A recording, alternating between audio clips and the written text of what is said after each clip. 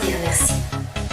La gratitude est un concept clé de la psychologie positive. C'est aussi une notion que j'ai découverte au fil de mon cheminement et qui m'a beaucoup aidée, notamment dans le changement à apporter à ma perception du monde. À un moment donné, quand nous sommes au fond du trou, submergés par toutes sortes de problèmes, nous ne pouvons pas nous empêcher de ressasser des idées négatives à longueur de journée. Nous ruminons sans cesse. Cependant, ce n'est pas du tout la bonne stratégie à adopter. Certes, il est terriblement difficile de nous dire dans ces moments-là qu'il y a pire que nous, mais quand même, essayez de remercier pour ce qui allait bien dans votre vie. Je peux vous dire avec un peu d'humour aujourd'hui que j'avais beaucoup de difficultés à trouver quelque chose qui allait bien. Mais je me suis efforcée à le faire et à remercier d'abord pour 3 choses. Les premiers jours, j'ai dû me creuser la tête. Mais il ne faut pas chercher trop loin.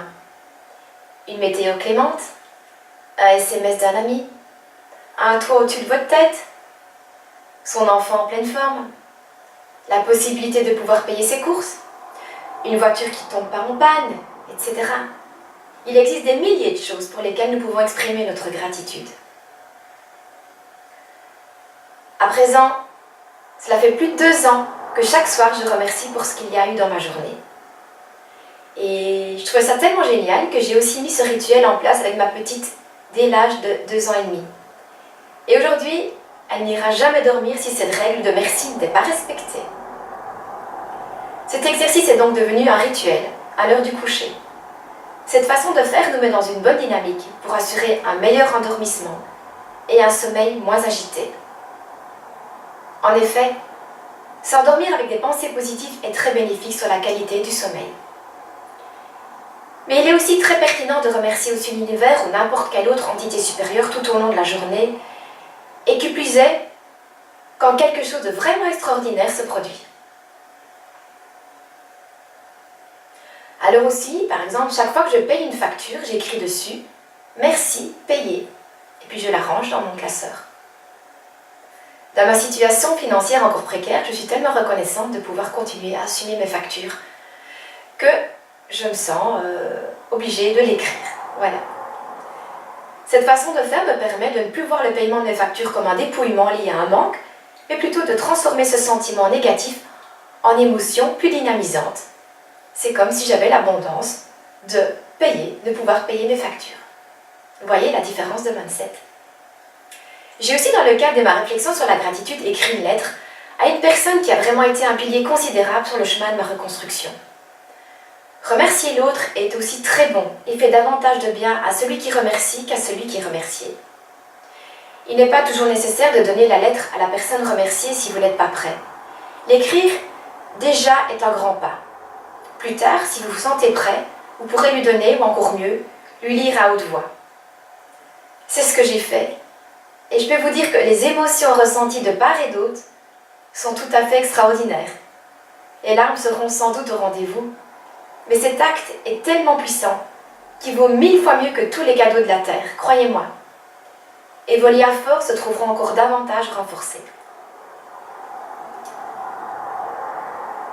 En ce qui me concerne, j'aimerais encore faire l'éloge de cette personne et profiter d'une de mes prochaines vidéos sur l'amitié pour lui redire, en public cette fois, combien je la remercie pour tout ce qu'elle a fait pour moi et continue de faire actuellement pour moi au quotidien. Vous avez sûrement une personne comme ça dans votre entourage. Apprendre à voir la vie de façon mesurée et faire naître en vous un sentiment de bien-être implique d'opposer les aspects positifs de votre vie à ceux qui sont plus discutables.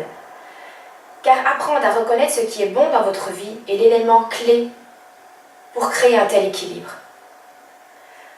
Alors aujourd'hui, votre défi du jour. Premièrement, je vais vous demander pendant 21 jours de trouver au moins 3 choses chaque soir pour lesquelles vous éprouvez de la gratitude. Donc faites cela avant de vous endormir et faites-le en plus pendant la journée si cela vous parle. Deuxième défi, c'est de penser à quelqu'un pour qui vous éprouvez de la reconnaissance et écrivez-lui une lettre dans laquelle vous exprimerez ce qu'il ou elle a fait pour vous et l'effet que cela a eu sur votre personne. Si vous le pouvez, contactez cette personne et demandez-lui pour qu'elle vienne. Lisez-lui votre lettre et donnez-la lui en cadeau. Amplifiez ce don en écrivant la lettre à la main sur du papier coloré et enroulez-la en la serrant dans un joli ruban.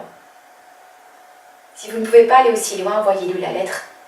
Mais je peux vous dire que dans ce cas, vous manquerez un moment très privilégié. Allez, vous allez voir comme ça fait un bien fou. C'est difficile. Mais après, on se sent tellement bien, tellement plus léger.